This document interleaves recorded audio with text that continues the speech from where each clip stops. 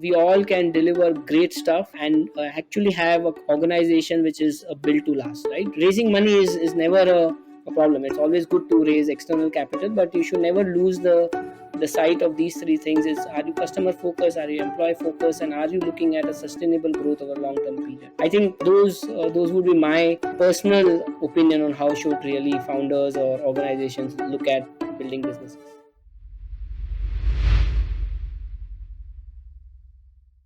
Hello and welcome to the Startup Operator Podcast. I'm Roshan Cariappa. On this episode, I get to speak with Kalpit Jain, the CEO of Netcore, a 25-year-old company in the customer engagement space. Netcore was once part of India World, which is perhaps India's first internet successes, having sold to SIFI for $115 million in '99. In this conversation, I speak to Kalpit about longevity, what it takes to build a truly sustainable business, and how that impacts other facets such as product strategy or business development. We speak about the multiple acquisitions that Netcore has made over the years and how they're integrating them, about managing a downturn, having seen the 2008 financial crisis firsthand, and what they're doing to build up to an IPO in a year or so. This was a fascinating conversation with a very experienced entrepreneur, and I'm sure you'll like it, so stay tuned.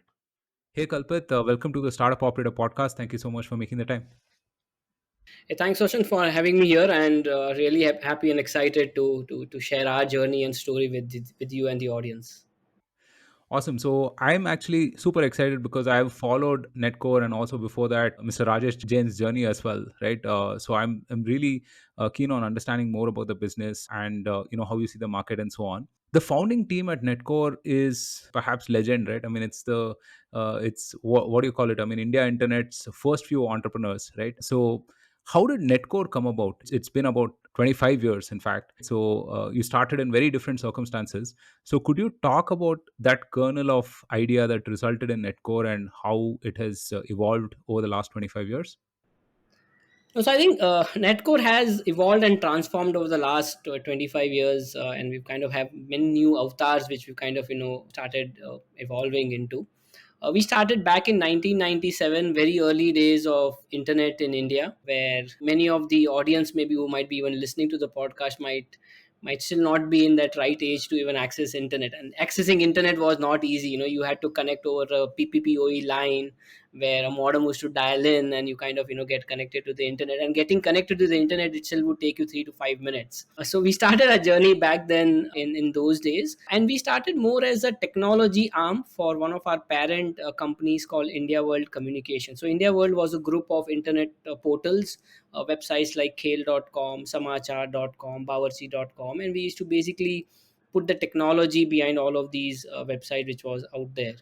So that's how our journey as a company started. So Netcore was a subsidiary of India World, and we were doing most of the technology work for Netcore. And while we were doing that, obviously, and early days for me and for the organization, we used to use open source platforms a lot. We were bootstrapped then, and we are bootstrapped now. So we believed in open source technology, and open source give you a lot of flexibility, a lot of freedom to do what you really wanted to do. So Linux was the operating stack, LAMP, which is Apache, MySQL, PHP, some of the other technology stacks were the ones which we were using back in those days. And we kind of started liking Linux, learning Linux, and Linux give you a lot of freedom, flexibility to do a lot of things which you really wanted to do, either as a developer or as a business owner. And that's where our journey started. And while we were doing a lot of the technology work for India World, we also started putting a Linux mail server back in those days, where we wanted to give mailboxes to our employees, and we didn't want to spend on Microsoft Exchange or Lotus Notes back in those days. So we said, okay, it's an open source platform, why don't we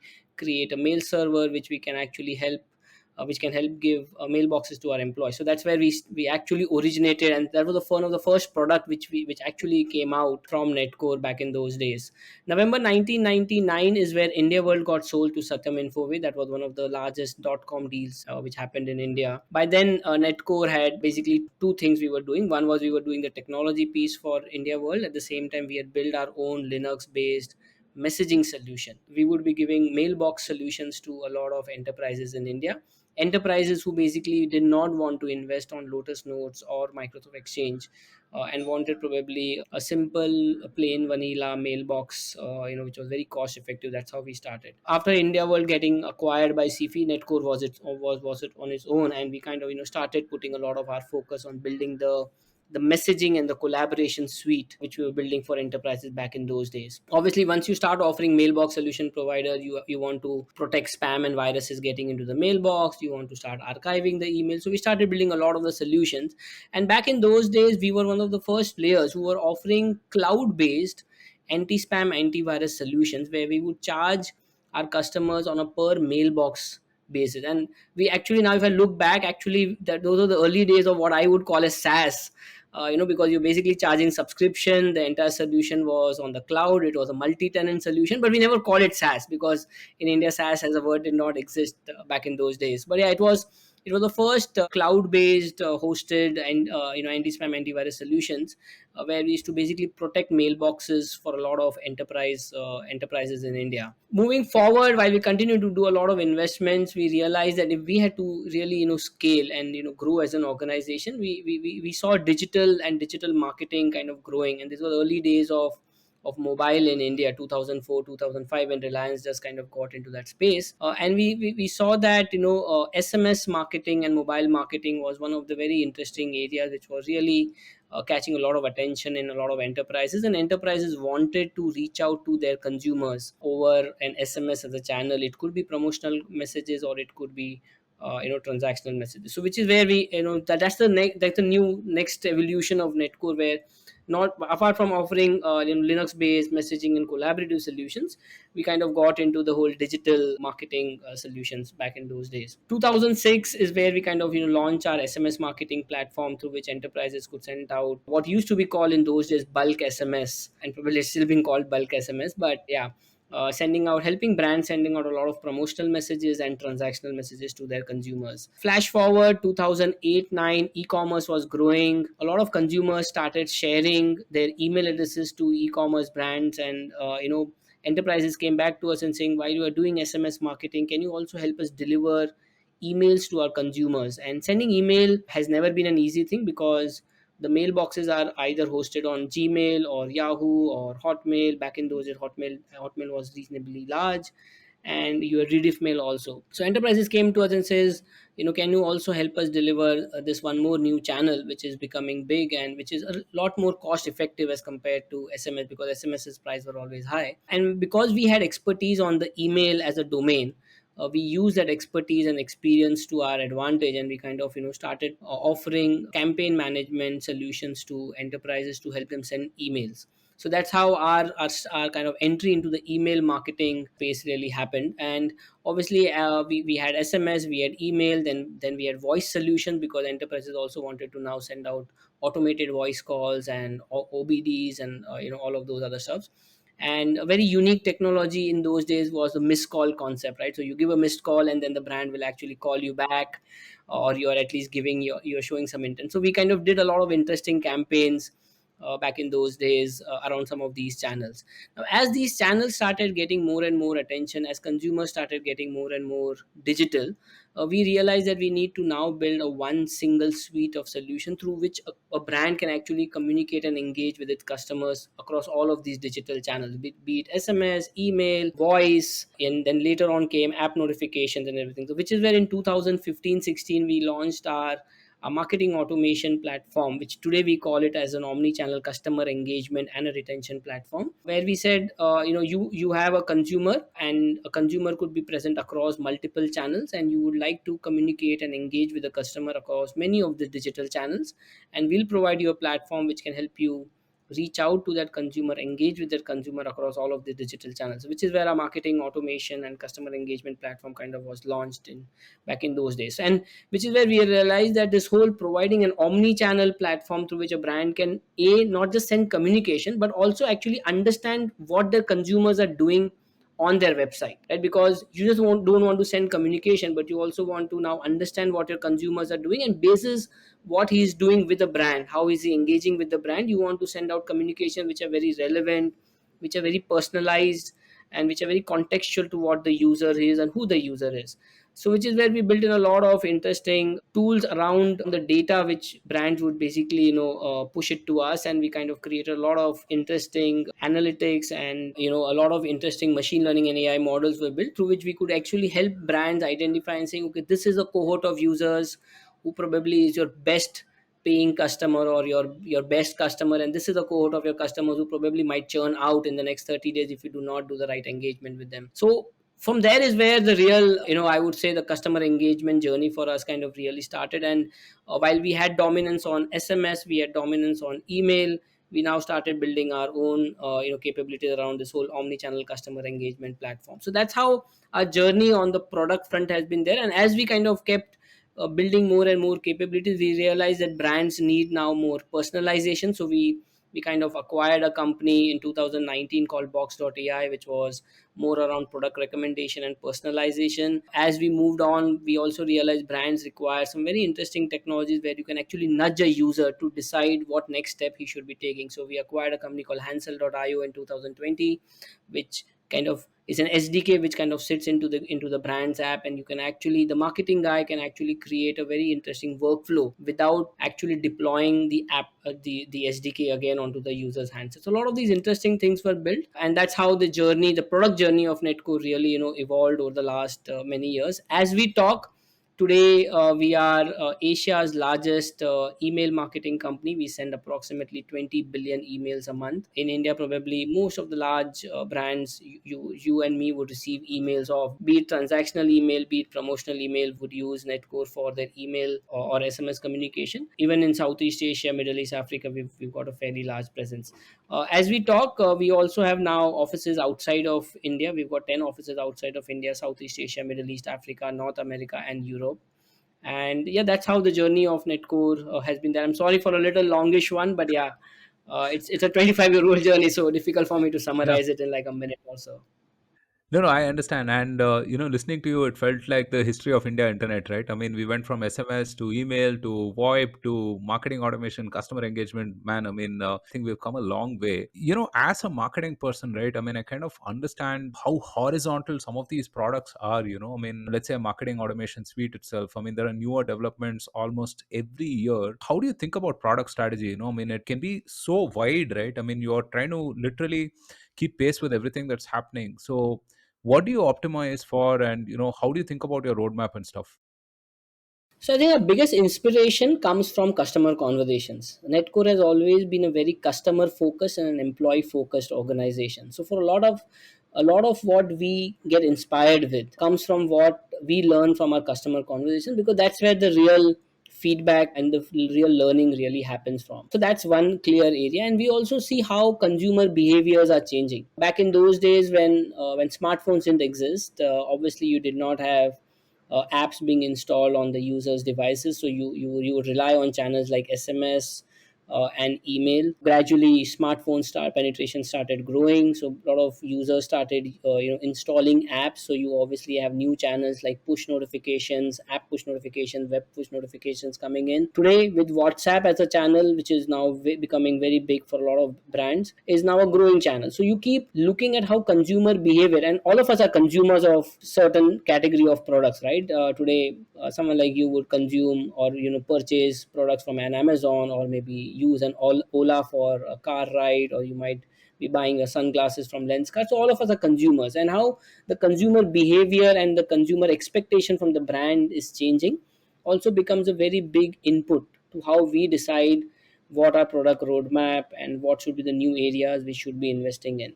To give you an example, way back in 2019, where Amazon was the only company which was giving very personalized experiences to its consumers. While there were other brands, India e-commerce brands offering services like Amazon, but the kind of personalization Amazon gave, no one gave. And many of us today probably love Amazon because not just because they can offer cheaper products, but I think the kind of personalization and the kind of experience they give to you as a consumer is very different from maybe some of the other marketplaces out there.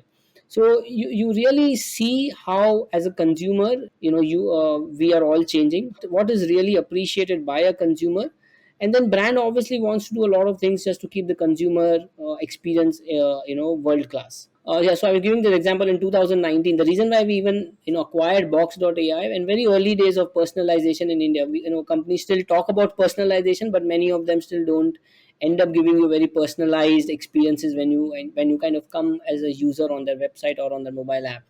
But we realized that it was important for brands to now start giving an experience the way an Amazon gives it, and to build the technology all by themselves for a D2C brand or for an e-commerce brand was never going to be easy. Which is where we kind of kind of got this company on board, and we started giving very very personalized product recommendation and experiences to our brands, who would in turn give that experiences to their consumers. So I think that's where a lot of our product strategy, a lot of our product roadmap comes. You also now look at earlier companies used to say you look at West and you kind of decide what your product roadmap and what your product strategy is there. But I think things have changed dramatically, right? The way adoption is happening by the consumers in India or markets like India is very different than what's happening in the West. To give a simple example, SMS as a channel was has always been big in India, but in the West now SMS is now it's growing. App engagement or app notification is now a thing being spoken in the West market. But in India, I think it's almost 3 or 4 years where consumers have never hesitated as much to install apps on their phones and start receiving notifications and other things. So it's not now as much about looking at what's really happening in the West, but at the same time, you also want to see what's the cutting edge thing which is happening in that part of the world, to see if those are the things we should also be building it over here, and bringing it to the audience out here also. Right. Yeah, I mean, I think around 2012, 2013, I mean, people would say that, hey, I mean, we're just copying every consumer internet idea from the West, right? But then if you look at, let's say, India FinTech, for example, right? I mean, we're miles ahead of any other ecosystem anywhere in the world. So, let's switch gears a little bit and talk about the business side of things, right? In terms of customer acquisition. When you look back at your journey, you've been selling to small businesses and so on for well before Netcore itself, right? Even India World was kind of making these websites and doing the first version of what we know as digital marketing for these businesses, right? What were the growth levers from a customer acquisition perspective? How do you go from 0 to 10 million to 100 million? What were the different things that work in each of these phases? Yeah, so I think there are two types of scenarios which someone can really think about when they're building businesses, right? One is if you're building a business for pure an SMB business, then the product has to do a lot more by itself. And we all know about this whole PLG, which is product led growth concept, where where the product does pretty much everything, right from not just discovery, but to actually integration and then to the usage and everything. At Netcore, we've not focused as much on the SMB side of the market. We've always focused on a little mid market and the enterprise side of the clients. So obviously the strategy which you adopt over there would be and could be a little different than what probably an SMB player would really be trying to do. But I think the core thing is about saying, when the customer, and in today's context, right, when the customer looks at your product, a is he able to use it all by himself? Because a lot of us today in this generation probably would like to consume the product all by ourselves, rather than being dependent upon someone else coming and trying to show you how to use the product.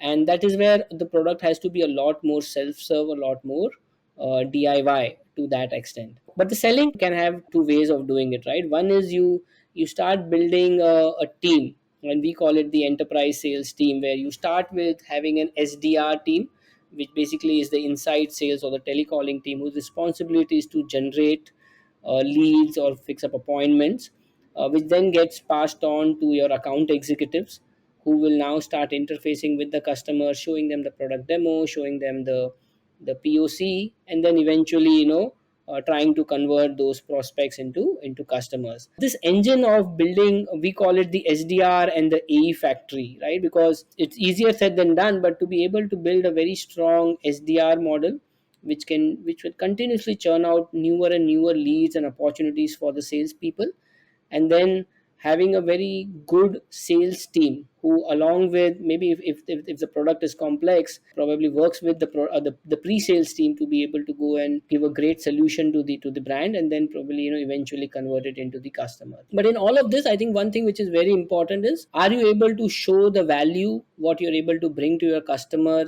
in those early conversations which you're having? Number one. Second, can you actually provide access to the customer while he's in the evaluations phase, right? Because as I said, customers like to use the product a lot by themselves these days. So if you give them the access to the tool before they are able to make the decision, the customer feels a lot more comfortable. He feels a lot more confident to make the decision to go ahead with you or not. So I think that's the model which has kind of worked for us. So this whole SDR, account executive, bundled with the pre-sales function, and then making sure that the product kind of can be given as a demo or as a POC to the customer for a few days to use it. I think has worked phenomenally well for us. At the same time, I think marketing can play a very very critical role, given that you as a company Netcore goes behind mid market and large enterprises. There is a defined universe of customers, so we call it like the target acquisition list, like the customers, the tal, we call it the tal. You basically identify a geography, and within the geography you define, maybe if your product is very specific to a vertical, you define the vertical, and then you say, okay, for this geography, for this vertical, what's my tal which I want to really go behind, right? And once you have that identified list of tal, how do we now really use marketing? And today, a lot of the marketing efforts can be very targeted towards a specific list of accounts, and because of a lot of interesting tools available out there, using tools like LinkedIn, or using tools like Lucia and many other tools, which gives you a very very clear identified list of companies, and within those companies, the people whom you really want to reach out to. So how do you now use your marketing function to really help you create and in a way influence the customer to kind of choose your product, or kind of evaluate a product, can also become a very strong component or a participant of this entire sales or the business development function which is there. So sales and marketing needs to really work very closely in a today's SaaS world. Early days, sales and marketing would generally be on two separate pages, and marketing would never carry revenue targets. Sales would always carry the revenue target. So sales would always worry about, oh, is marketing really contributing to what we really want? But I think in today's world, sales and marketing, I think the numbers have to be a common number, which is owned by both of them. So there's a clear alignment between the two functions, and then marketing can continuously keep influencing or generating leads, which are going to be very relevant for the sales audience. So I think that's how we've kind of at least at Netco, that's how we've kind of built our sales machinery, to say it as. And that I think has worked for us as we keep going into newer and newer markets.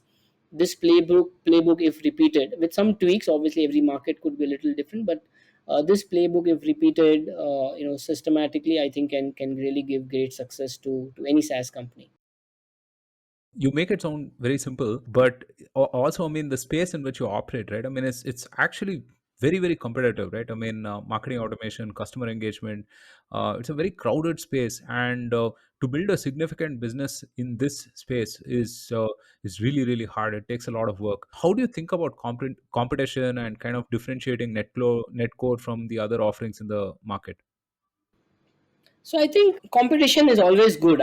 We've always believed it's always good, because there are more players trying to create awareness in the market, and if I go back in 2015-16, not many enterprises were sure whether they want to really take marketing automation, or they want to invest in customer engagement, because a lot of good money and free money was available. So a lot of brands would spend a lot of money on acquisition, right? One of the most important things, all the brands today also, I would say, do, obviously when there are COVID times, or when there are recession times, or maybe times when things are tough, people don't want to spend as much on acquisition. But acquisition has always been a very big area for focus for a lot of these fast growing startups out there.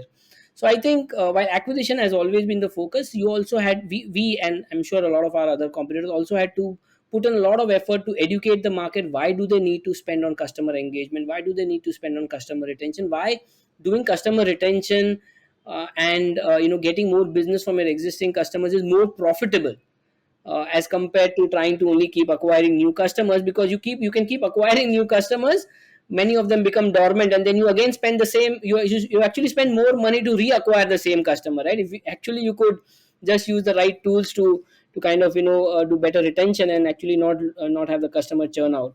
So a lot of education also requires. So we see competition as a very very important part, because it's not that only one player or two players can actually go about educating marketeers around why it is important to put a lot of their put some of the marketing budgets, and increasingly more and more marketing budgets in tools like these. So I think it's always helpful and valuable. At the same time, yes, I agree, there are a lot of players offering services. The important point, I think, at least Netcore tries to differentiate with a lot of other players, is how do we provide a solution which is fully owned and fully supported by one platform, which in this case is Netcore, right? And marketing automation or customer engagement has been offering from many players, but there are some components which are not offered by these platform providers by their own. So they have dependencies, or they have partners who actually offer some part of the service. So for example, if you have a customer engagement platform, maybe the delivery of email or SMS is not controlled by you, but it is maybe controlled by one of your, or supported by one of your partners. Or if you are trying to now do product recommendation or personalization, it's actually not your core product offering, it is actually some third party product which you are now integrated, and you're offering that service. At Netcore, what we've believed is, how do we now empower our customers with one single platform, and where everything is offered by one single solution provider, which is in this case is Netcore. I think gives a lot more confidence, gives a lot more comfort, and it gives them a lot more flexibility to try out a lot of things, right? Because everything is managed, developed, and supported by one single platform provider. So I think that's how we try to in a way differentiate. And if you see, a lot of what we offer is a one stop solution for all your customer engagement and retention needs. So you really don't need to go to any other provider and really talk to two or three providers, which is where then the entire product adoption, the product usage, the overall experience which brands really want by using a tool of this sort kind of starts breaking. And that's how we've kind of tried to differentiate ourselves with many of our competitions. And as I said earlier, as at Netcore, we've always believed in remaining customer focused rather than maybe either competition focus or investor focus. So we've always believed in building whatever we believe our customers would really like to use, and that's really kept us helped us keep helped us keep a lot more thinking ahead of what really our customers really want. And a lot of the acquisitions, a lot of the new product developments we've done is with that thought process. Right. Yeah, I mean, even in my experience, I think the larger the enterprise, the more preference for something like a one-stop platform. They don't want to be working with three or four or five different product providers, right? I mean, that will also mean data being siloed, and then that will also mean multiple different sparks for them to manage and so on, right? And also the point about competition is very important, right? Because I think these days, I think people, even before they have a product, they start making this plan about how they're going to beat the competition. But a market is made by more than one person, right? More than one solution, right? So it takes a lot of dollars to actually educate customers about a product category as such. So yeah, great points. Another thing that you have done really really well is the acquisitions, right? Whether it's Unboxed or Box or Quinto or Hansel, you've been able to acquire these companies and kind of integrate them into your offering, right? But acquisitions are not as trivial to make it work, really, right? I mean, the failure rate on acquisitions is astronomically high. So what are some fundas that you have in terms of, hey, I mean, here's a company we can kind of acquire, integrate, and then it will become part of Netcore's core culture, and it'll last with us, it'll scale with us, and so on. So how do you think about these things? No, I completely agree, right? Acquisitions are never easy, and it's always the question that will this acquisition really get very well integrated? Will the teams, stay around with you for as long as they should? So it's always a question, and I think at Netcore we do realize that it's important that we understand this and then jump into this whole acquisition thing. For us, and that's the reason why I think we've gone kind of we've started with a very small one. We moved up with a little larger, then a little larger, and maybe with Unbox, probably it's probably one of the largest SaaS deals or SaaS investments, I would say, in India in that sense. So I think we knew that it's never going to be easy. Obviously, there's a lot of work you do before you choose to decide to invest in into a company, and you actually never invest into the product or to the company, but you actually are investing or partnering with the founder and the team. So we've always kept that at the back of the mind before we, before we choose to, make an investment, or we choose to make an acquisition with the company, is that how comfortable are we working with the founders and with the team, and how comfortable are the founders and the team going to be working with us. Because I think while product fitment, strategy fitment sometimes can happen, but if the culture fitment does not happen, then at least we know, it's very difficult to pull off the acquisition. So one of the first important thing we look at, once obviously the product fitment and everything is there, is there a cultural fitment, is there a cultural alignment to how the founder thinks of this partnership, and is there a clear fitment of how we also see them into our organization, because we have a specific DNA, right? Netcore has been built over the last 25 years. We have our own DNA, which might not be, that same DNA for the company which we are trying to partner or acquire with. So is that fitment really happening? And once we kind of have that comfort, once we have that confidence, is then we start, putting down, saying, okay, we have to put a 3 year 5 year roadmap. How would this partnership look like? How would this integration happen? What are the business milestones we want to achieve through this partnership?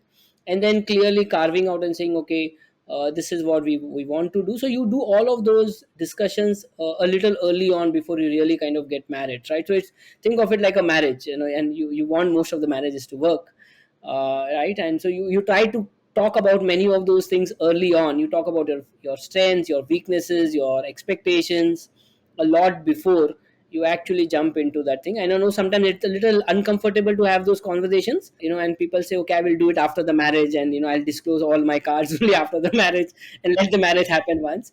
We prefer to have many of those discussions early on, and we tell, and we ask them also, if you want to understand anything about us, right, let's talk about it before we really jump into that. So I think that has been our, in a way, process, I would say. And it's still I would say it's a process under learning. We are still learning. I'm not saying everything has been very, very perfect after almost of the acquisitions and investments we've done, but I think we are learning, we're improvising, and we are kind of only becoming better and better with every new acquisition and investment we've done. That's absolutely true. I think, acquisitions or marriages, right? I mean, better to be honest and authentic upfront, because really it's about the next 20, 30 years together. The next significant milestone in the Netcore journey is perhaps an IPO at some point of time, right? I mean, you have kind of alluded to this as well. What will it take for you to be IPO ready? And also, I mean, we've seen that, post Paytm, I guess the market has been kind of sullied for tech IPOs and so on. Now, hopefully, I mean, it will recover at some point of time, right? Maybe in the next year or so. This focus on profitability, this focus on actual proper business metrics and so on, right? So sometimes, I mean, it can also be stifling, right? Because startups tend to have a longer term horizon, but the markets live on a quarter on quarter basis. So how do you think about this? How are you getting Netcore to sort of align and be IPO ready? So Netco is always, so a, we are bootstrap, and we've kind of building this company with the thought process of what is called as a build to last organization for many good reasons. And I don't know, someone could arguably say no, not so good reasons. We do not have investors who put us pressure on deciding what should Netcore be really doing. So we've always kept our focus on the customer. We kept our focus on our employees, and that has, I think, has given us enough. And because we don't have external pressures, that has given us enough freedom to think, freedom to operate what we believe is important for these two most important stakeholders of ours, our customers and our employees. For us, as I said, the thought process is to kind of build an organization with the build to last, and IPO is just it's just a milestone in that big journey. So IPO is just a milestone. It is not of saying, okay, you have an IPO now, you get the pop, and you now start not worry about the company 2 years later, right? For us, that's not the objective of an IPO. The reason why we think an IPO obviously is important for a company of ours, a, we've been in this business for 25 years. I think we've grown to a particular scale, which I think we are now in a way ready. We are now a global company. For the first 17, 18 years of our journey, we focused on India. We then started moving to emerging markets. Now we've started growing very well in the North America and in the Europe market. And with the global presence and with the revenue scale which we have as an organization, I think it also, in a way, also puts in a lot of confidence to a lot of other SaaS companies that, if you have an organization of this sort, and if you're profitable and you're bootstrap, IPO, how investors, or how the retail investors and financial investors will look at you could be very, very different, right? Most of the IPOs we have seen in India so far have been from a B2C companies, be the likes of Paytm, Zomatos, where they continue to lose money, and the visibility of profitability probably is there, in some cases in like 2032 or 2033, right? It's almost 10 years from now, and I'm not sure how many of the investors really want to kind of believe in that story. So we've been profitable, and we believe that that is something which not many SaaS companies in India probably would be today. And at the same time, we have a great story of saying how the India digital economy, how the India digital growth is happening, because not just India, but India, Southeast Asia, and across the globe, I think it's happening. I think it's a great story. I don't think many of us will go back into the traditional world of doing, a lot of the things we've been doing of, let's say, making payments or making purchases offline. I think the digital world is here to stay. So it's a story which I think all of us as individuals also could resonate with, saying that, okay, I've moved from traditional to digital. And if someone can really help brands communicate, engage with their consumers in a more digital manner, I think it's a thing which is going to be here, and it's only going to grow year on. So that's how we see the IPO. We don't look at market conditions, while obviously market conditions are important to be seen, but they're always temporary, and it's cyclic, right? They go up, and then at some point after maybe few years they really go down, but they will always come up. And for us, this is not the end milestone or the end destination, right? This is only one of those, maybe an important milestone in the big journey, and in the long lasting journey which we are trying to build Netcore towards. That's how we see an IPO. And our goal is to see if we can take Netcore to an IPO by February or March of 2023, and that's how a lot of the work and a lot of the things are happening at Netcore today. But yeah, that's where we are in our IPO journey.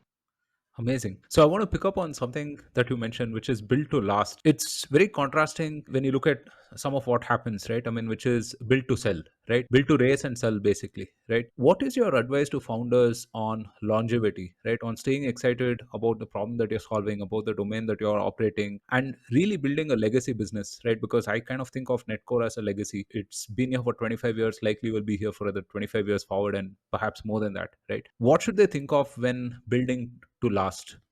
At least at Netcore, we believe, and I personally strongly believe in this: be customer focused, be employee focused, and try to build a sustainable growth over a long term period. While there are a lot of times, someone who could be short sighted might just look at tomorrow's problem or a quarter down problem and say, okay, let me solve this problem like this, and I hopefully can make my investors more happier. If things don't go right for you, it will not work, right? It will have its own things, will come back to you in not so great form.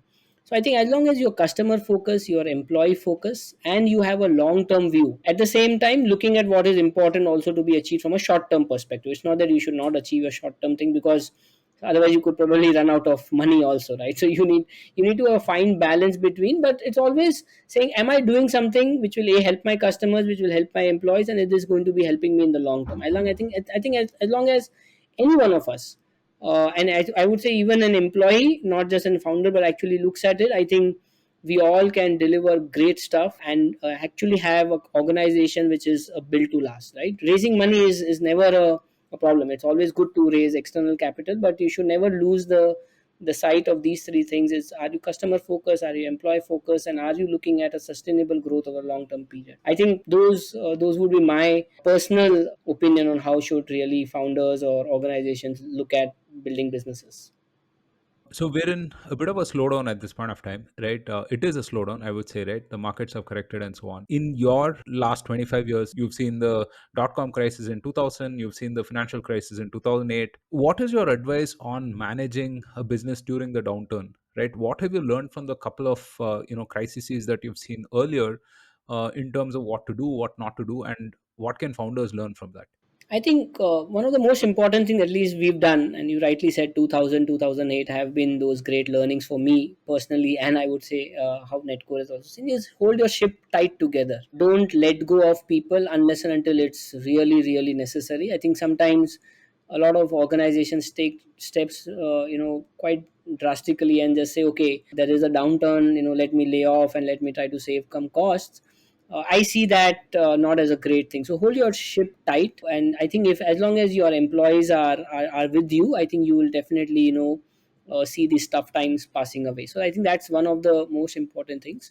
The second thing is look at your costs very closely, right? You always have, and if there is a downturn, spends could decrease, customer decisions in purchasing the product could slow down. So you need to be very careful about your cost structures and see where are those money being spent, where probably you're not getting your best ROI, right? You could be spending some money on SE, on let's say Google, or other platforms on advertising, and if they are not giving you the right ROI, figure out how you want to optimize those spends. So look at your CAC, look at your look at your channels which are giving you the best ROI, continue to invest on that. But channels where you are actually not getting results, you might want to kind of optimize your spends.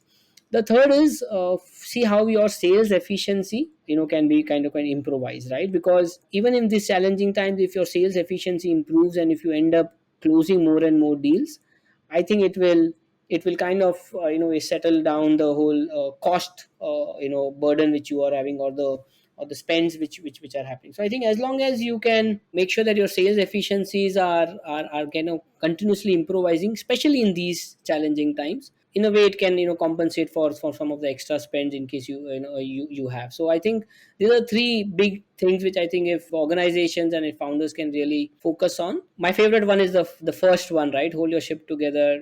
Don't let employees go just because you have investor pressures, or you have really yeah, unless until a really bad situation. I understand, but otherwise hold the ship. I think if there is enough confidence and the motivation in the existing people which you have, you might want to stop hiring maybe.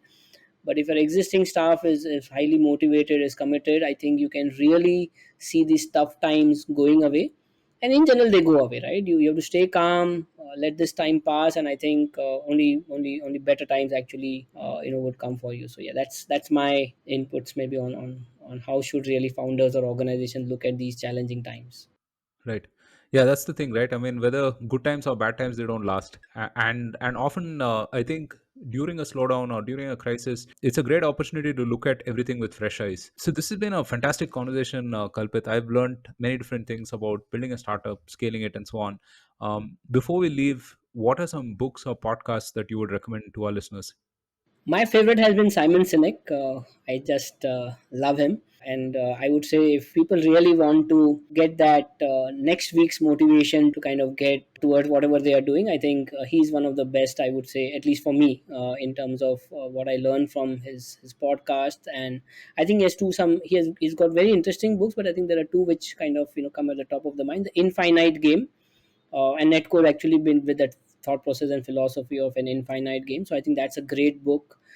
Founders who are really wanting to build a long, sustainable organization should really read that book. I think there's some very interesting pieces of advice over there. And I think start with why. I think especially for companies even of our size, I think sometimes you get carried away. You kind of move into directions and you really forget the real essence of why are you building this company, or why are you really building this product. So I think those are my two books of Simon which I would recommend. The other one, which is again one of my favorites, is Built to Last by Jim Collins. I think that's again a very interesting book of how should companies really look at it from a 25-year horizon, and what kind of decisions you make on people, on customers which you're trying to onboard. A lot of interesting things, right? It's not just about saying whatever customers you get, you just start onboarding them. So you need to know, it has a very interesting point of saying, get the right people on the bus, and the right people could be not just employees, but it also could be the right customers on the bus, right? If you have the wrong customers on your bus, then you're actually building a wrong product, or you're building it for a wrong set of customers. So yeah, those would be few of my favorites. Awesome. Hey, thank you so much. Again, I understand you have a busy schedule, but really appreciate you making time for us and sharing your wisdom with our listeners. Thank you, and wish you all the best for everything that you have coming up. Hey, thanks Roshan, thanks for having me on this call, and wonderful chatting with you. If you enjoyed this podcast, consider subscribing and leaving a review on your favorite platform. Also get updates delivered straight to your WhatsApp inbox by clicking on the link in the description.